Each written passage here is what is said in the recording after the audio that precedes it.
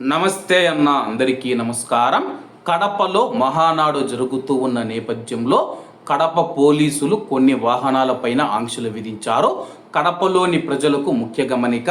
వివరాల్లోకి వెళితే మహానాడు నేపథ్యంలో 30వ తేదీ ఉదయం 6 గంటల వరకు భారీ వాహనాల రాకపోకలపైన పోలీసులు ఆంక్షలు విధించారు. ఎర్రగుంట్ల నుంచి వచ్చే వాహనాలు విఎన్పల్లి, వేంపల్లి, లక్కిరెడ్డిపల్లి, రాయచోటి మీదుగా తిరుపతికి వెళ్ళాలి. అలాగే చిత్తూరు, రాయచోటి, లక్కిరెడ్డిపల్లి, వేంపల్లి, విఎన్పల్లి, కమలాపురం మీదుగా ఎర్రగుంట్ల వైపు వెళ్ళాలి. అలాగే కర్నూలు వాహనాలు మైదుకూరు, కమలాపురం, విఎన్పల్లి, వేంపల్లి, లక్కిరెడ్డిపల్లి మీదుగా రాయచోటికి చేరుకోవాలని చెప్పేసి ప్రస్తుతం మనం చూసుకుంటే కడపలో మహానాడు జరుగుతూ ఉన్న నేపథ్యంలో 3 రోజుల పాటు ఈ యొక్క ఆంక్షలు అమల్లో ఉంటాయని చెప్పేసి 30వ తేదీ ఉదయం 6 గంటల వరకు ఈ యొక్క ఆంక్షలు అమల్లో ఉంటాయన్నమాట.